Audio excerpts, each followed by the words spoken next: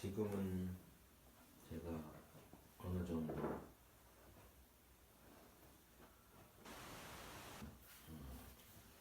추스린 상태이긴 한데, 제가 2주 전에 한 주간 동안 좀 마음이 많이 힘들었습니다.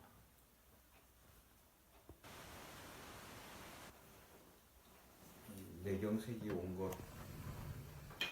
것으로도 그렇게 힘들지 않았었는데, 좀 여러 가지 마음에 힘든 일이 있어서 아플 일에를 제일 괴롭게 시간을 보냈습니다.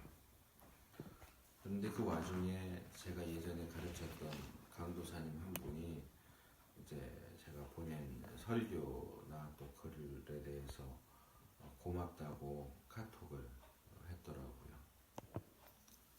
그래서 얘기를 하던 끝에 제가 마음이 좀 많이 힘들었었던 상황이었기 때문에 제가 저 자신에 대해서 이렇게 너무 예민하고 또 까칠하고 또 모난 것 같아서 너무 부족하다는 생각을 하게 된다, 이렇게 이야기를 했어요. 그랬더니 자기도 그렇다고, 그래서 더 하나님의 은혜를 구하게 된다고 이렇게 답을 하더라고요. 근데 그때 그 상태에서는 그 말이 저에게 별로 위로가 되지 않았어요. 왜냐하면 내게 부어지고 있다는 사실을 부인하지는 않는데, 그 부어지는 하나님 은혜 앞에 있는 저 자신의 모습이 마치 간장 종지처럼, 조그만 간장 따르는 간장 종지 같아서 하나님은 은혜를 부어주시는데 나는 그 은혜를 겨우 요만큼, 눈곱만큼도 제대로 받아들이지 못한다, 이런 생각이 들었기 때문에 그렇습니다.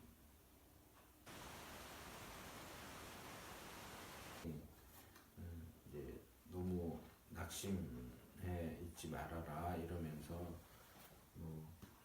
교수님은 그릇이 크세요, 뭐 이런 얘기를 하는 가운데 하나님이 우리 그릇을 계속 넓히시지 않겠느냐, 그런 얘기를 했어요. 근데 제가 굉장히 힘들고 낙심하고 정말 극도로 의기소침해 있는 그 상황에서도 제가 그 표현을 듣자마자 마치 전혀 다른 사람이 된 것처럼 이거 굉장히 좋은 설교 소스가 될 수 있겠다. 그릇을 넓히시는 하나님. 태도를 갑자기 바꿔서 강도사님, 제가 이 표현을 써도 되죠? 로얄티 안 내고 써도 되죠? 그랬더니 그러라고, 이 제목으로 어떤 설교가 나오게 될지 기대된다고, 뭐 그렇게 이제 얘기를 하고 이제 정리를 했었어요. 그래서 이제 이 그릇을 넓히시는 하나님, 그 강도사님이 썼던 그 표현이 오늘 설교의 제목이 된 겁니다. 그냥 있는 그대로 그릇을 넓히시는 하나님, 이렇게 하지 않고 제가 그 뒤에 물음표를 붙였어요.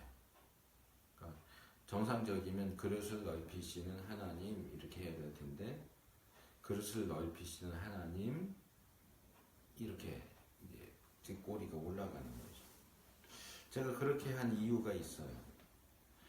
처음에는 이제 그 표현을 들었을 때, 그리고 이 내용으로 이제 한 몇 주 후에 말씀을 준비해서 전해야겠다라고 생각했을 때에는 그냥 단순하게 제 머릿속에 이런 영상을 떠올렸었어요.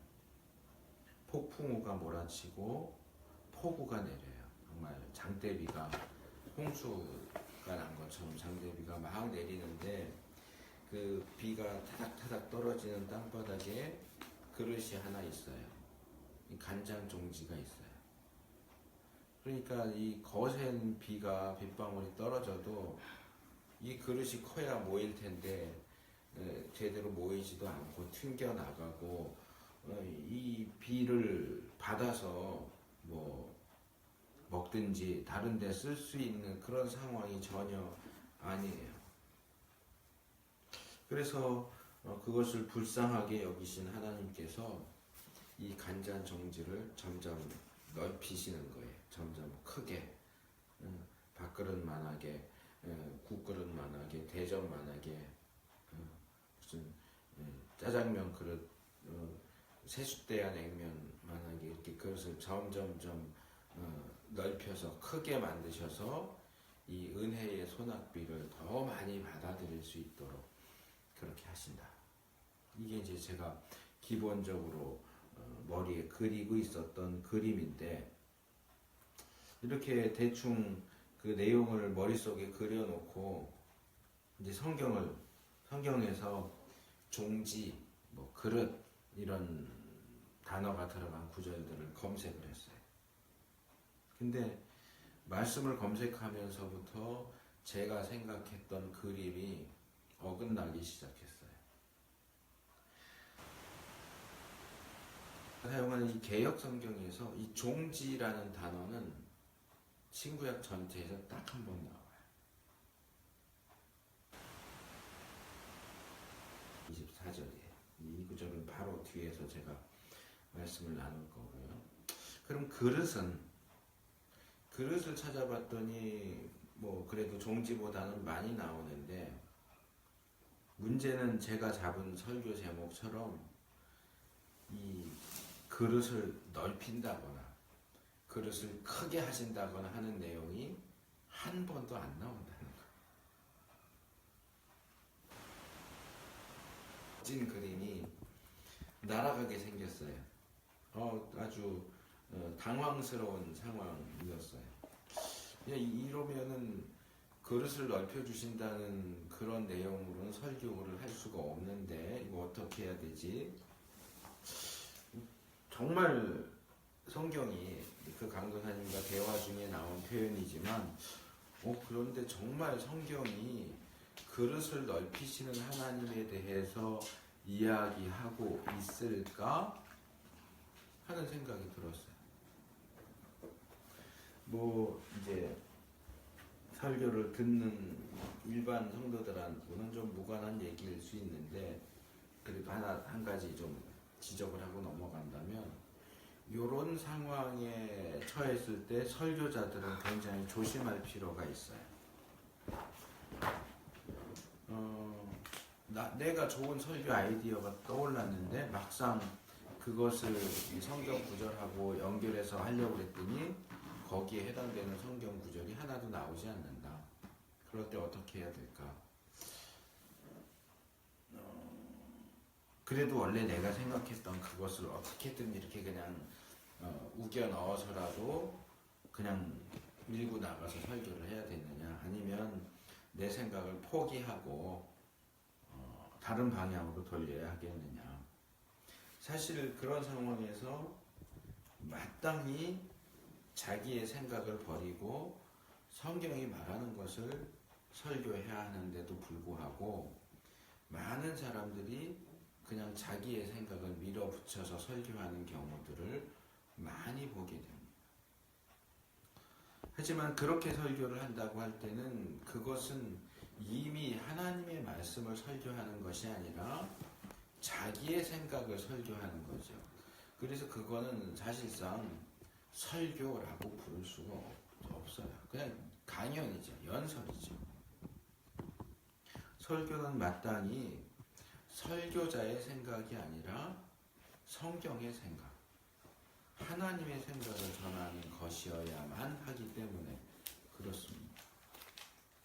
그래서 사실은 아주 짧게 고민을 하고 제가 방향을 바꿨어요. 처음에는 그릇을 넓히시는 하나님에 대해서 좀 말씀을 나눠야 되겠다 생각했는데, 정작 말씀을 찾아보니까 그릇을 넓히시는 하나님에 대한 내용이 성경에 하나도 나오질 않아요. 그래서 방향을 바꿨어요. 그러면 성경이 그릇에 대해서 뭐라고 얘기를 하고 있을까? 사실 오늘 설교는 그릇에 대한 설교예요. 근데 그릇을 넓히시는 하나님에 대한 내용은 아니에요. 그릇에 대한 내용들을 쭉 읽어보면서 뭐 다수의 일반적인 뭐 성막을 지었는데 거기에 어떤 그릇들이 있다, 뭐 사람들이 하나님께 예물로 어떤 그릇을 바쳤다, 뭐 이런 거 그냥 일반적인 내용들을 쭉 빼내니까 제가 오늘 나누려고 하는 3가지 정도 내용으로 요약이 되더라고요. 그래서 오늘 제가 그릇과 관련된 3가지 내용과 그리고 마지막에 그래도 아쉬우니까 이 결론 부분에서 뭔가 넓히는 거, 넓힌다 하는 것에 대한 내용을 결론 삼아서 말씀을 드리고 오늘 설교를 맺으려고 합니다. 자, 첫 번째로 나누고 싶은 건 종지에 대한 내용, 종지. 사실 제가 그 전도사님하고 대화를 하는 중에 종지라는 단어를 떠올린 것은 이 작가이고 돌아가셨는데 작가이고 카톨릭 신자이기도 한 정채봉 씨가 쓴 간장종지라고 하는 책이 있어요. 예, 신앙적인 우화 짧게 써놓은 게 있는데 제가 이제 예전에 그 책을 사서 읽었었거든요. 근데 뭐 내용은 별로 기억이 안 나는데 왠지 그 책 제목이 이제 기억에 남아있어요. 간장종지. 근데 그 툭 떠올라서 아이고 내가 그릇이 종지만 하구나. 결국 좀 그릇이 커야 되는데 이 종지만 해놓고 이렇게 막 속 태우고 힘들어하고 이러는구나 하는 생각을 했었거든요. 에 대한 내용을 보려면 제가 종지가 나온 구절 하나만 이사야 22장 24절 한 절만 말씀을 드렸지만 그것만 봐갖고서는 알 수가 없고 15절부터 봐야 돼요. 이사야 22장 15절부터 24절까지. 그냥 제가 읽을게요. 본문 찾아서 눈으로 읽으시면서 귀로 들으세요. 주 만군의 여호와께서 가라사대 너는 가서 그 국고를 맞고 궁을 차지한 셈나를 보고 이르기를 내가 여기 무슨 관계가 있느냐, 여기 누가 있기에 여기서 너를 위하여 묘시를 팠느냐, 높은 곳에 자기를 위하여 묘시를 팠고 반석에 자기를 위하여 처소를 쪼아내었도다. 나 여호와가 너를 단단히 속박하고 장사같이 맹렬히 던지되 정령이 너를 말아 싸서 공같이 광막한 지경에 던질 것이라. 주인의 집에 수치를 끼치는 너여 내가 그곳에서 죽겠고 내 영광의 수레도 거기 있으리라. 내가 너를 내 관직에서 쫓아내며 내 지위에서 낮추고 그날에 내가 힐기야의 아들 내 종 엘리야김을 불러 내 옷을 그에게 입히며 내 띠를 그에게 띄워 힘있게 하고 내 정권을 그의 손에 맡기리니 그가 예루살렘 거민과 유다 집의 아비가 될 것이며 내가 또 다윗 집의 열쇠를 그의 어깨에 두리니 그가 열면 닫을 자가 없겠고 닫으면 열 자가 없으리라. 못이 단단한 곳에 박힘같이 그를 견고케 하리니 그가 그 아비 집의 영광의 보좌가 될 것이요 그 아비 집의 모든 영광이 그 위에 걸리리니 그 후손과 족속되는 각 작은 그릇 곧 종지로부터 항아리까지리라. 여기 사실은 이 본문만 가지고도 한 편의 설교가 나올 정도로 흥미로운 내용이 많아요. 근데 그 내용을 오늘 다 살필 수는 없기 때문에, 그리고 또 우리가 이 중간에서 지금 끊어서 읽었기 때문에 지금 제가 읽어드렸어도 무슨 얘기를 하는 건지 잘 파악이 안 될 거예요. 그래서 좀 간략하게 요약해서 말씀을 드리자면 유다 왕국의 국고, 그러니까 국가의 창고죠.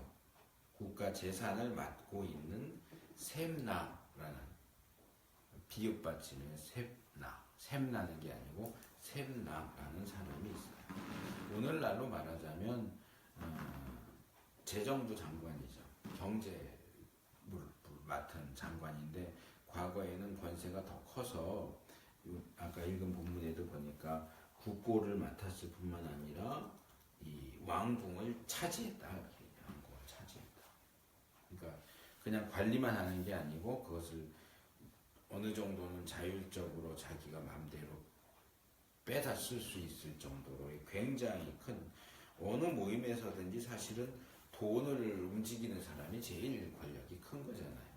한 나라의 돈을 움직이는 사람이니까 왕이 있어도 이 사람의 권력이 어떻게 보면 가장 큰 거예요. 근데 이 사람이 요셉처럼 성실하게 좀 그 일을 감당했으면 좋았을 텐데 자기의 그 권력을 남용해서 이 국고를 탕진하는 거예요. 어느 정도까지냐 하면 여기 대표적으로 나온 게 그 나라 돈을 가지고 자기 묘지를 만들어요. 가장 좋은 자리, 크게 반석 위에 바위를 파서 묘지를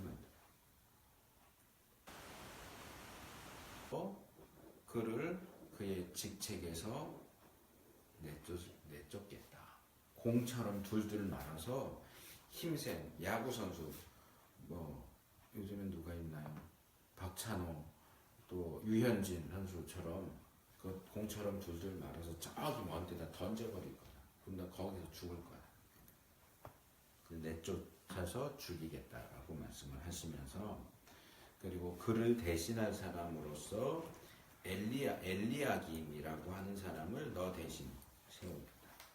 그래서 이 엘리야김을 하나님이 견고하게 잘 박힌 모처럼 견고하게 할 거고, 그래서 그가 나라에 있어서도 이익이 되고 자기가 속한 가문, 집안과 가문에 있어서도 그 영광을 떠받들어 주는 사람이 될 것이다. 무엇을 벽에 잘 박으면 거기에 좀 무거운 것도 이렇게 걸을 수 있듯이 그의 가문의 영광이 그에게 걸릴 것이다. 그래서 그의 후손들이 이 엘리야김 위에서 영광을 누리게 될 것이다 이야기합니다. 근데 이제 여기서 제일 마지막 절에 그 엘리야김 가문의 후손과 족속되는 사람들을 묘사하면서 각 작은 그릇 곧 종지로부터 항아리까지 이렇게 얘기를 하는 거죠. 그러니까 여기서 말하는 이 종지라고 하는 것은 그의 후손들 가운데서 가장 작은 자예요. 가장 작은 그릇에서 조금 큰 그릇까지 그 얘기죠. 종지에서부터 항아리까지라는 얘기입니다. 그의 후손들 가운데서 가장 작은 자도 엘리야김을 통해서 영광을 누리게 될 것이다 하는 얘기죠. 어쩌면 저는 그 생각도 하는데요. 어쩌면 이 엘리야김 자신이 이 본문에서는 엘리야김이 그 가문에서 가장 큰 그릇이기 때문에 종지에서부터 항아리까지라고 말하지만 그 종지와 항아리가 모두 작은 그릇이라고 묘사되고 있죠. 그래서 작은 그릇, 각각의 작은 그릇, 곧 종지로부터 항아리까지. 그래서 종지는 이 작은 그릇들 가운데서도 가장 작은 그릇이다.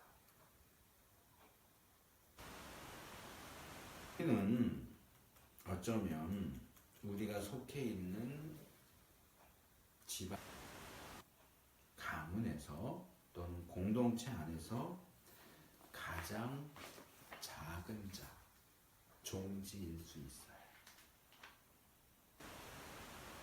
이걸 제가 뽑아내는 거예요. 하지만 하나님께서 우리가 속한 공동체에 우리 곁에 누군가를 엘리야김처럼 들어서 쓰실 때 우리는 그 사람과 함께 영광을 누릴 수 있게 되고,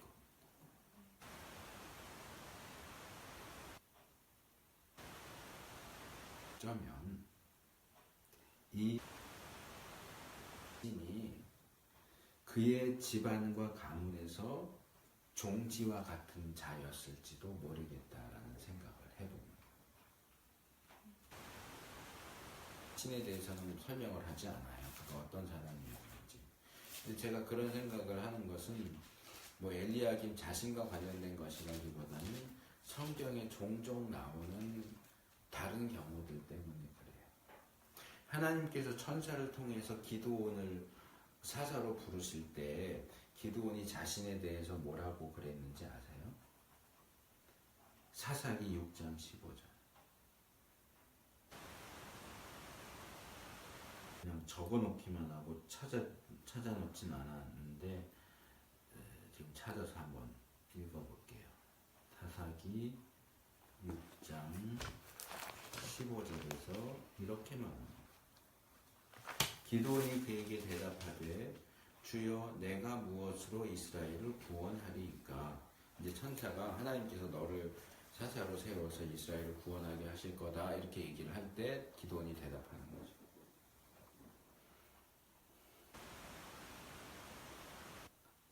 나의 집은 므낫세 중에 극히 약하고 나는 내 아비 집에서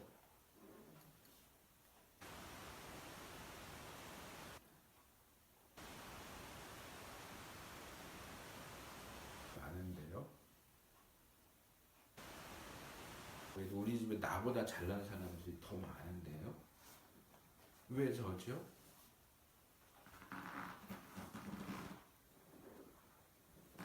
저는 우리 가문에서도 우리 지파에서도 우리 집안에서도 제일 작은 자인데요.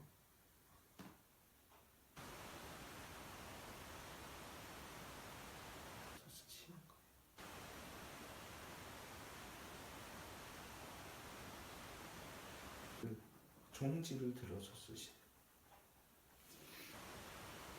근데 사무엘상 9장 21절에 보니까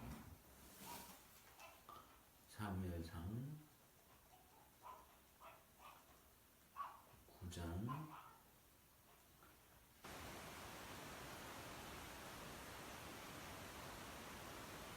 바뀌긴 했지만 사울에 대한 얘기예요.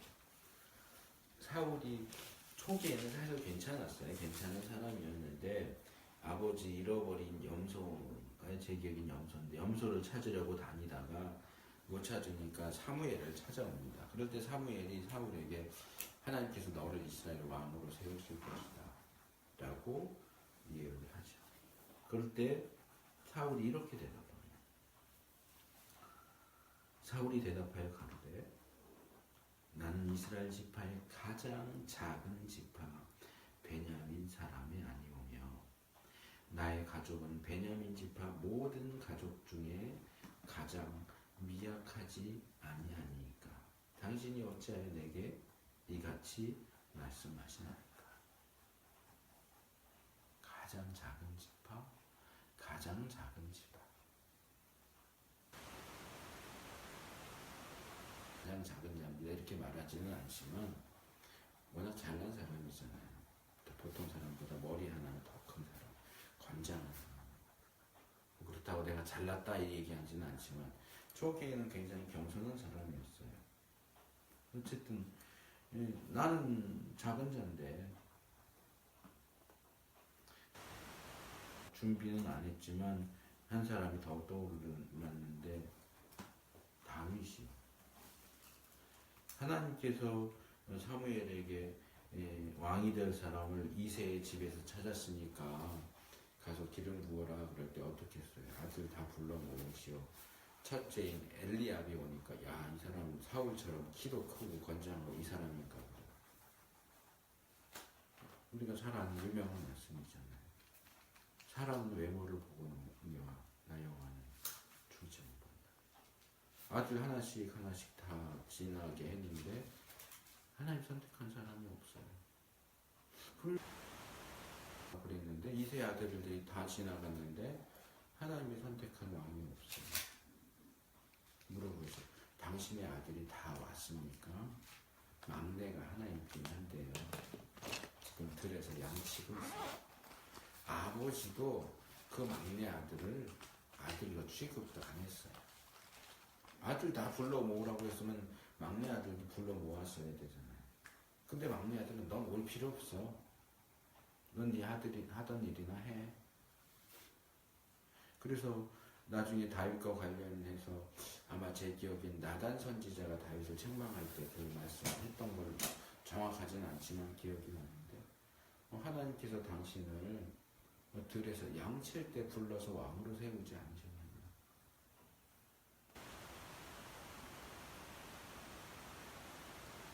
그 나라의 지도자잖아요. 지도자가 오니까 선배로 다 옷 잘 차려입고 나왔는데 다윗은 저기 들에서 양치고 있었어요. 그런데 그게 하나님이 선택한 사람입니다.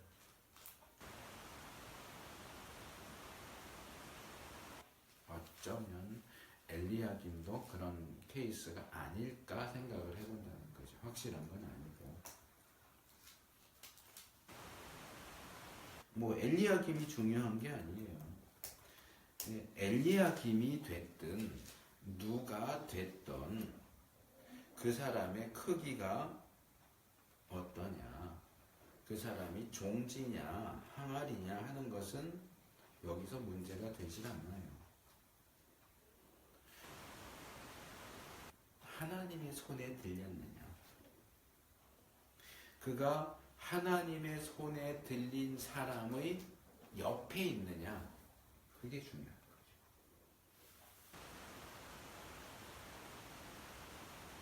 그래서 계속 말씀을 드리겠지만 일단 사이즈에 대한 생각은 버리세요.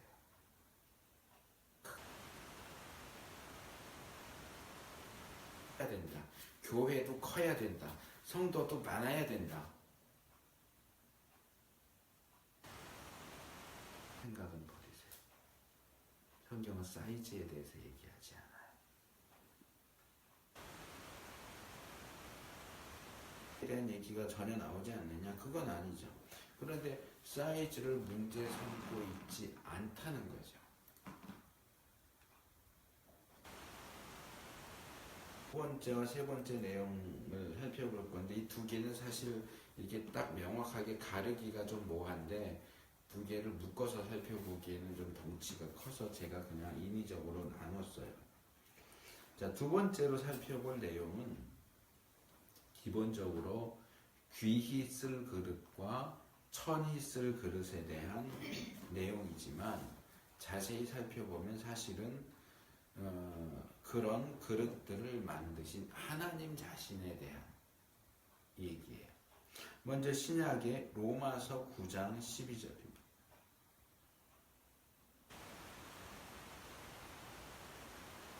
진흙 한 덩이로 하나는 귀히 쓸 그릇을 하나는 천히 쓸 그릇을 만드는 권이 없느냐 물어요.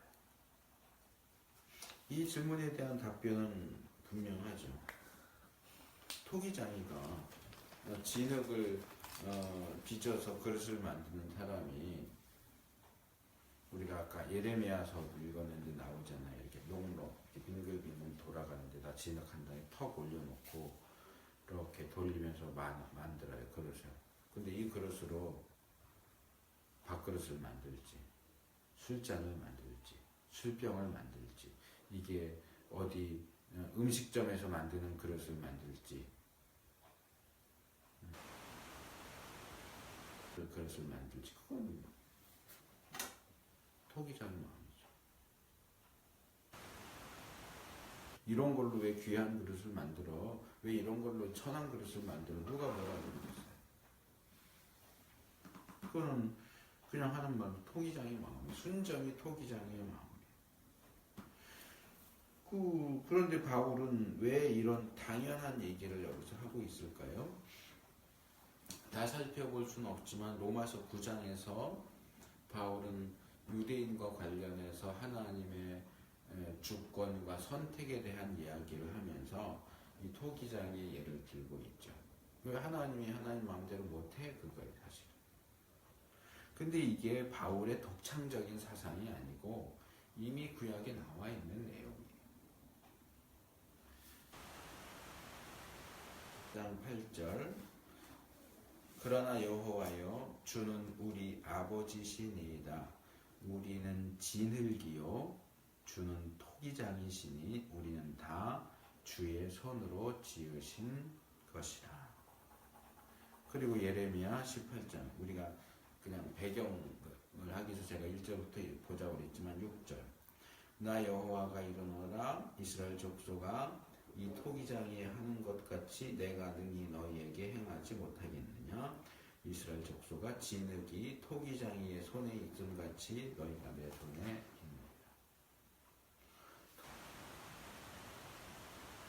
또 만들고 천하게 쓸 그릇도 만들어요. 그런데 여기서 관심의 초점은 그 그릇이 귀히 쓸 그릇이냐 천히 쓸 그릇이냐에 있지 않고 그것을 만드는 토기장이신 하나님, 우리의 아버지이신 토기장이 하나님에 대한 얘기예요.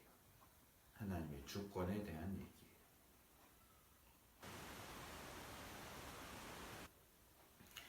귀하게 쓸 그릇으로 만들어졌는지 천하게 쓸 그릇으로 만들어졌는지 종지로 만들어졌는지 항아리로 만들어졌는지 작은 그릇으로 만들어졌는지 큰 그릇으로 만들어졌는지는 우리가 결정할 영역이 아니에요. 토기장이신 하나님이 결정하실, 그리고 우린 이미 이 땅에 왔으니까 결정하실 일이죠.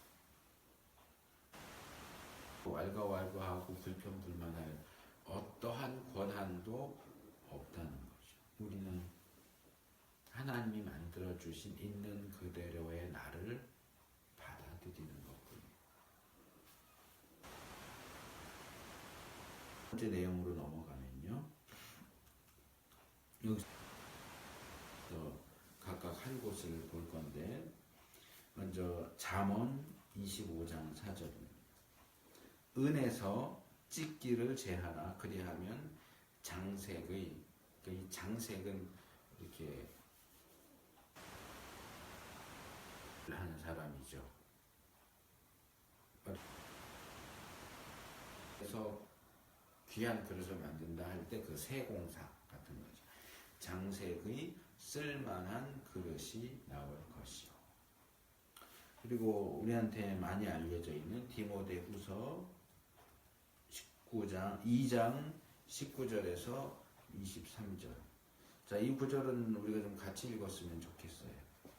디모데후서 2장 19절부터 23절까지 한 절씩 교독해서 읽읍시다. 디모데후서 2장 19절에서 23절. 제가 먼저 19절을 읽습니다.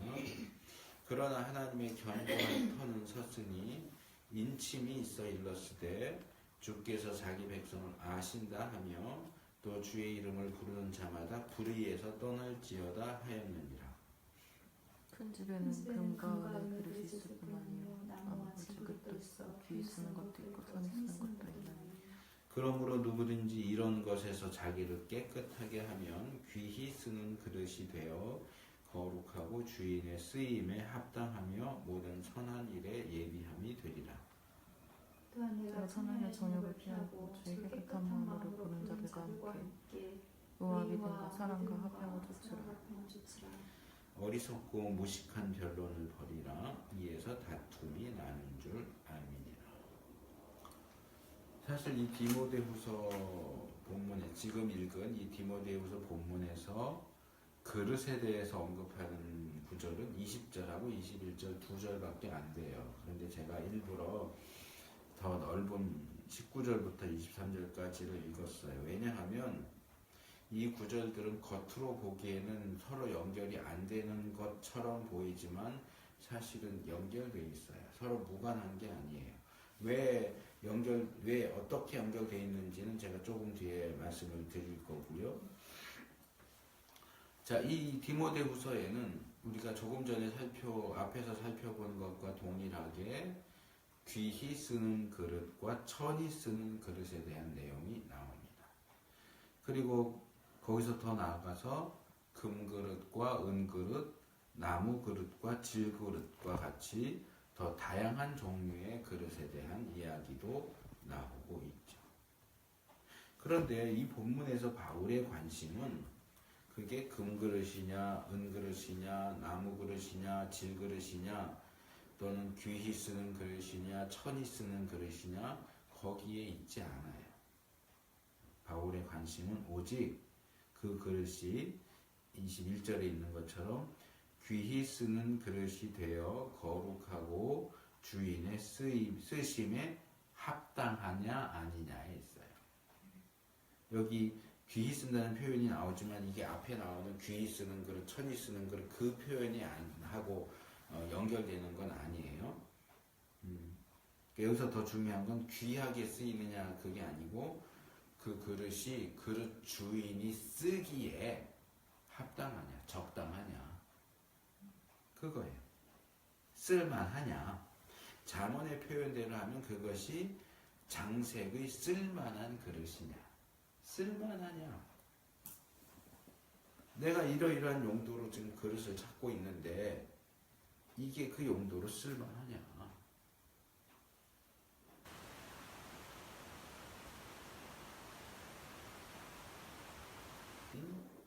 동일하게 그릇에 대해서 말할 때 그 그릇의 재료가 뭐냐, 종류가 뭐냐, 크기가 어떠냐에 대해서 관심을 보이지 않아요. 특정히 보이는 관심은 뭐냐면 그 그릇이 쓸만하냐, 쓸만하냐. 그리고 이 쓸만하냐, 이 쓸만함과 관련해서도 구약과 신약은 동일한 것을 얘기합니다. 그것은 그 그릇이 쓸만하려면 깨끗해야 한다. 모르겠어요. 뭐 요즘엔 비싸게 만들어서 장식을 하는 데도 쓰기도 하지만 기본적인 그릇의 용도는 음식을 담아서 먹는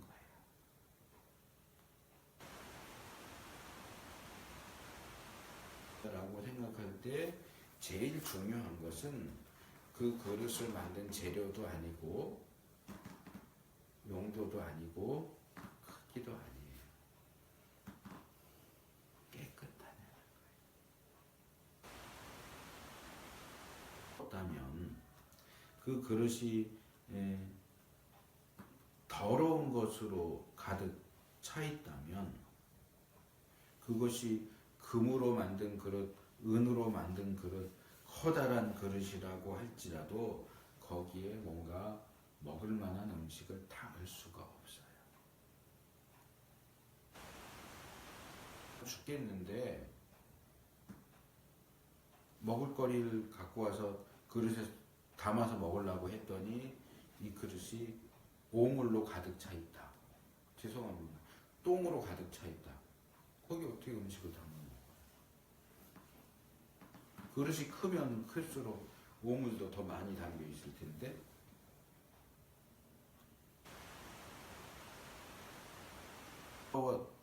더럽혀진 그릇이라도 금그릇이니까 거기에 담아 먹겠어요? 깨끗한 나무 그릇, 질그릇에 담아 먹겠어요?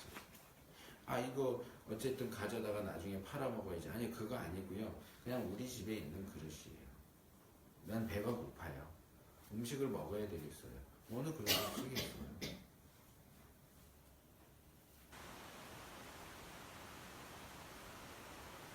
동일하게 말하고 있는 그릇이 깨끗해야 한다 하는 것을 사람으로 바꾸어서 말한다면 그것을 디모데후서 지금 읽은 본문과 관련해서 바꾸어 말한다면 세 가지로 얘기할 수 있어요. 이게 전부는 아니지만 첫째 19절에 불의에서 떠나는 거예요.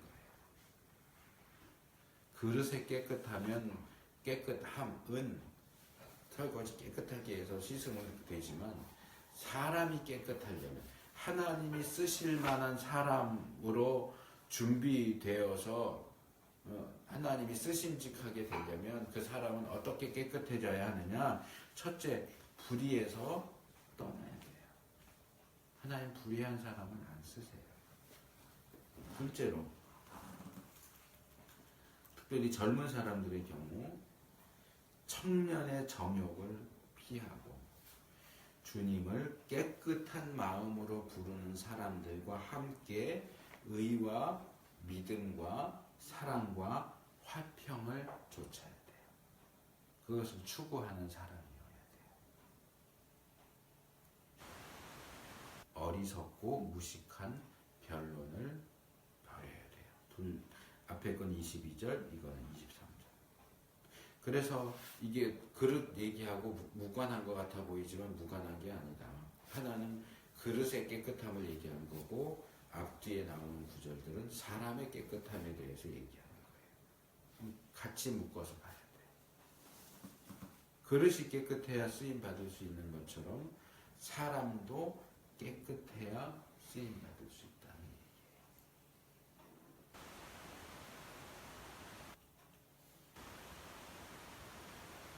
얘기예요. 그릇이 뭘로 만들어졌는지, 금이냐 은이냐 나무냐 흙이냐, 또 그것의 용도가 뭔지, 귀 쓰이는 거냐 천이 쓰이는 거냐, 또 특별히 그것의 크기가 어떠냐, 종지냐 항아리냐, 이런 거에 관심이 많아요. 게다가 거기에 나 혼자만 있는 게 아니고 누군가 다른 사람들이 같이 있을 경우에는 이 나라는 그릇의 재료와 용도와 크기에 대한 문제가 더 극대화되죠. 나는 이런데 너는 어때? 이 정도는 그래도 양호한데 내가 이런데 네가 그렇다고? 이거죠. 내가 이런데 네까지 있기 그래? 내가 나무 그릇인데 너까지 있기 은 그릇이야? 뭐 이런 거죠. 나는 이런데 너는 그렇구나. 나는 금 그릇인데 아이고 너는 질 그릇밖에 안 되는구나. 그래 너가 그 정도밖에 안 되지 뭐. 이런 식의 비교하고 멸시하고 부러워하고 질투하고 그런 것들이 뒤범벅이 되어서 그릇으로서의 본분을 잊어버리는 거예요. 그릇은 깨끗해서 주인이 쓰기에 합당하면 돼요. 그런데 그릇들끼리 비교하고 싸우는 거예요. 너는 크고 나는 작고, 나는 금인데 너는 재료가 나무고, 나는 원래 귀하게 쓰일 용도로 만들어졌고 너는 너 같은 천한 것이 천하게 쓰일 용도로 만들어진 것이 어디서 감히 이러면서 싸우거든요.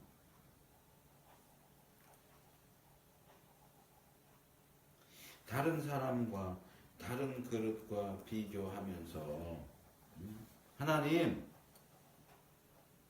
쟤는 은인데 왜 나는 나무예요? 나는 왜 흙이에요? 응? 쟤는 항아리인데 왜 저는 종지예요? 쟤는 귀 쓰시면서 왜 나는 천한일에 쓰세요? 그러고 때를 쓰기 시작하면 누구도 말릴 수가 없어요. 해달라, 용도를 업그레이드 해달라, 그릇을 좀 더 크게 키워달라. 언제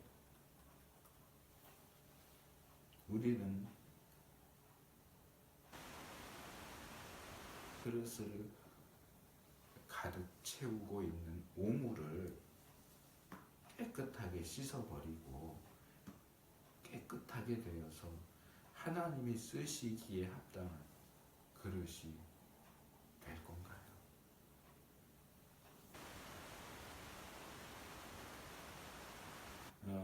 못한 대상은 멸시하고 나보다 나은 대상은 질투하고 하나님께는 원망하고 불평하고 그렇게 하는 것들은 우리가 깨끗하게 되는 거하고는 아무 상관이 없어요.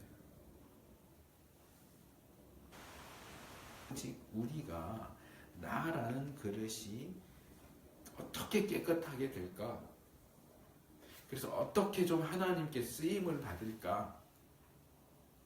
거기에 모든 관심과 초점을 맞춰요. 왜 난 그릇이 이렇게 쬐끔해요? 좀 키워주세요. 난 그릇 만든 재료가 이게 뭐예요? 좀 좋은 걸로 쓰지. 아니요, 그거는 우리가 신경 쓸 문제가 아니라는 거예요. 사실 제가 처음 설교를 하면서 얘기했지만 그냥 저희 마음 같아서는 하나님이 내가 열심히 믿고 섬기면 재료도 좀 좋은 걸로 바꿔주시지 않을까. 사이즈도 좀 점점 더 크게 이렇게 해주시지 않을까. 이런 기대를 가질 수도 있기는 하겠지만 너무나도 아쉽게도 성경은 그런 거에 대해서 전혀 얘기하고 있지 않다는 거예요.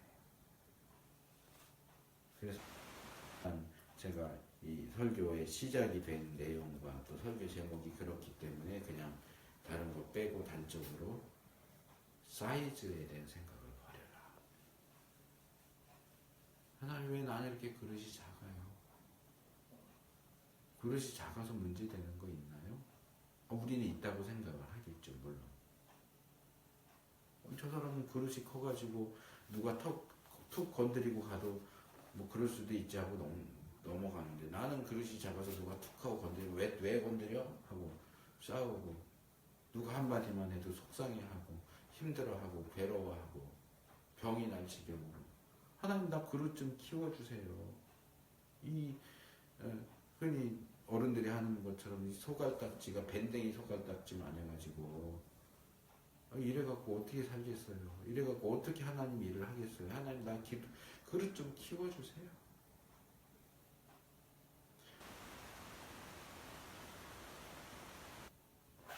근데 제가 이 말씀을 준비하면서 발견한 것은 그릇을 키워주시는 하나님은 성경에 나오지 않는다.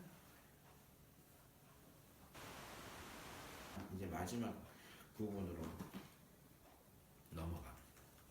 자, 이거는 이제 그릇에 대한 얘기는 아니지만 이 그릇을 넓힌다 이렇게 처음 이제 아이디어를 거기서 시작을 했으니까 넓히는 거에 대한 얘기예요.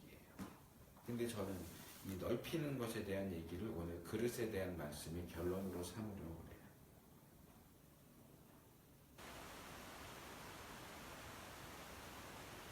하나 나와요. 먼저 시편 81편 10절입니다. 나는 너를 애굽 땅에서 인도하여 낸 여호와 내 하나님이니 내 입을 넓게 열라 내가 채우리라 하였으나 점점점 그 점점점은 이제 11절로 넘어가요. 그랬는데 니들이 입을 안 열어갖고 채워주질 못했다 그런 거예요. 그리고 고린도후서 6장 11절에서 13절 고린도인들이여 너희를 향하여 우리의 입이 열리고 우리의 마음이 넓었으니 너희가 우리 안에서 좁아진 것이 아니라 오직 너희 심정에서 좁아진 것이니라. 내가 자녀에게 말하듯 하노니 보답하는 양으로 너희도 마음을 넓히라. 입을 넓게 열어라. 신약에서 바울은 마음을 넓혀라. 하나님께서는 광야 이스라엘 백성들에게 입을 넓게 벌려라. 사도 바울은 고린도 교인들을 향해서 너희 마음을 넓혀라. 그럼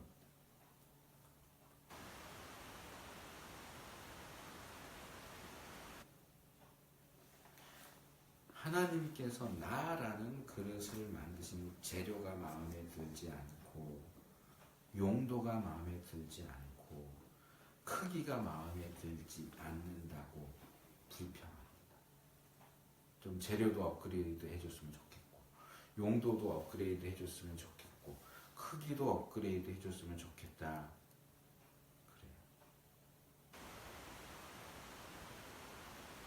그래요. 하나님 제 그릇 좀 키워주세요. 제 그릇 좀 넓혀주세요. 그렇게 말하죠. 그렇게 생각하고 그렇게 행동하죠. 그런데 이렇게 말씀하십니다. 야, 너 입 좀 넓게 벌려봐. 너 마음을 좀 넓혀봐.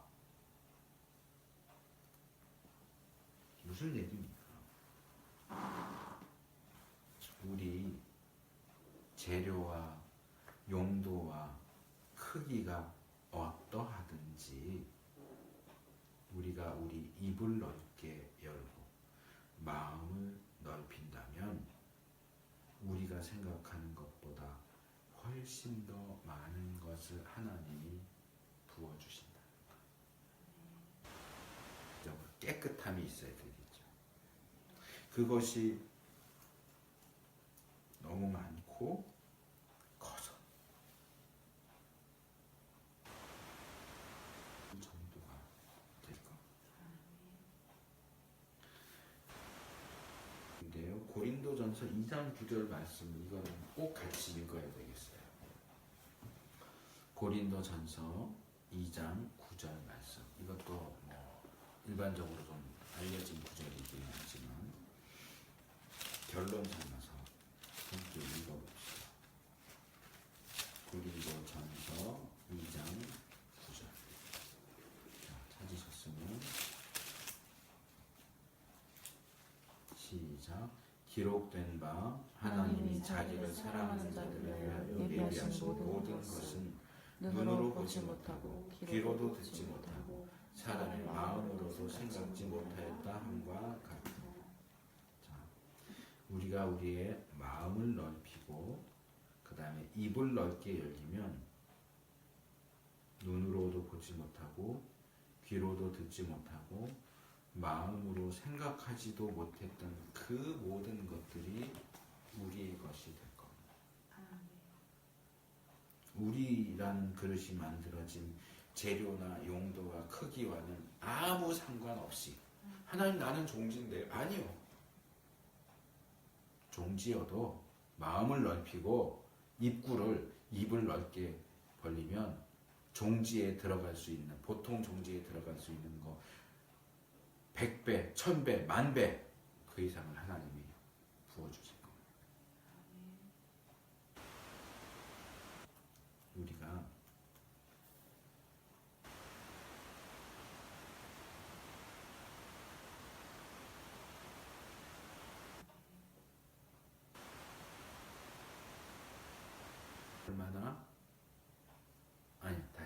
내 마음을 얼마나 넓혔는지에 관심을 가졌으면 좋겠어요. 하나님 내 그릇을 넓혀주세요 할 시간에 내 마음을 넓혀야 돼요.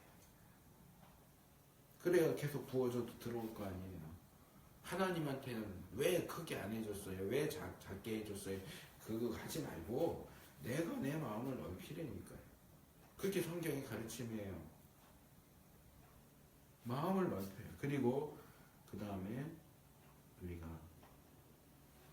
하나님을 향해서 얼마나 입을 넓게 열고 있는가. 제가 좋아하는 말씀 중에 시편 147편 9절 들짐승과 우는 까마귀 새끼에게 먹을 것을 주시는도다.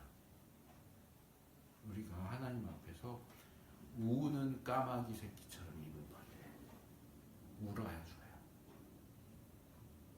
짹짹거리고 입을 쩍쩍 벌려야 먹을 건 줘요.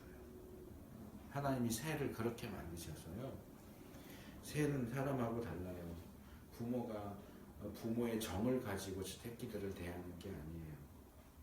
부모가 밖에 나가서 먹을 걸 갖고 왔어도 새끼들이 둥지 안에서 먹을 거 달라고 나 달라고 입을 쩍쩍 벌려야 이 쩍쩍 벌리면 그 입 안이 노랗대요. 색깔이.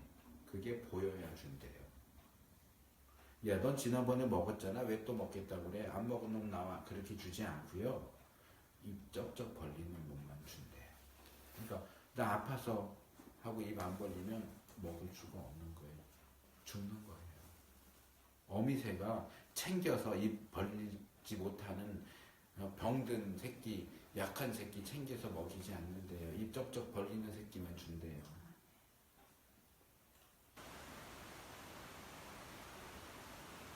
어떻게 나한테 그럴 수 있어? 그리고 입 꽉 다물고 등 돌리고 앉아있으면 안 줘요.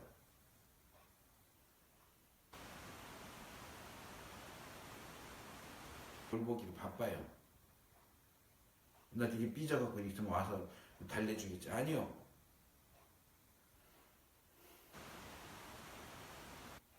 우는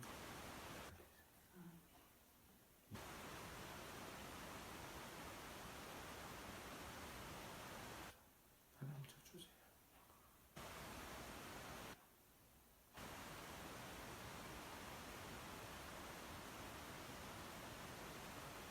아까 아침에 집사람이 다리를 이렇게 씻겨줬는데 왼손으로 이렇게 엉덩이를 툭툭툭 쳤더니 왜 엉덩이를 두드리냐면 일찍 일어나서 이것저것 생각도 하고 기도도 하면서 사랑한다고 해야 되겠다. 갑니다. 다 씻고 나서 안 되겠어요. 그래서 일어나고 이 오른손이 잘 안 움직이는데 이 오른손으로 이렇게 툭툭 두들기려고 그러는데 잘 안 돼요. 그래도 어떻게 이렇게 해갖고 하니까 이제 좀 모양새도 웃기고 그러니까 왜 그러냐고. 내가 아까 기도했어요. 뭐라고 기도했는지 제가 얘기 안 하고 카톡으로 보낼까 그랬는데 이제 침대에서 일어나려고 하는데 이 신경 자극이 오면 이 손가락이 쫙 펴져요. 손이 쫙 펴져서 그것도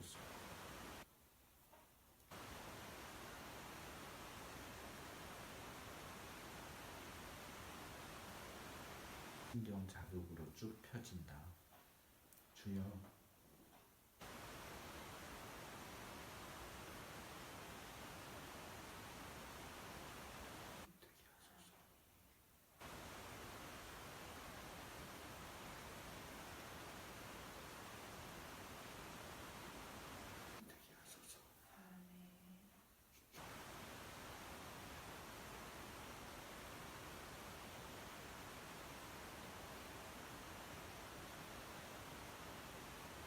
손이 되게 하소서. 주여 이 손이 오는 손이 되게 하소서.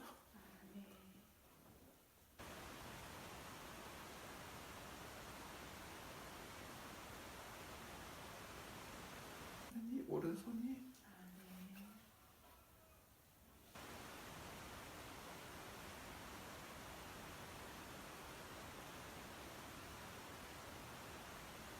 그래서 하나님께 기도했어요.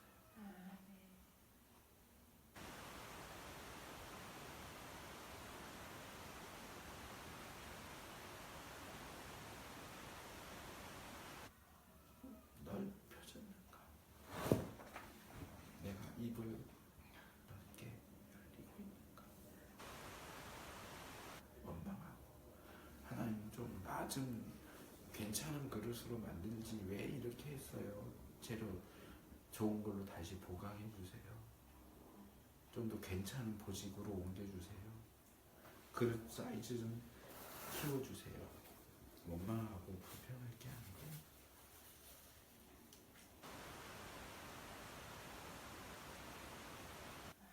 마음이 넓혀지고 입을 넓게 벌려서 그럼 하나님이 채우신 데서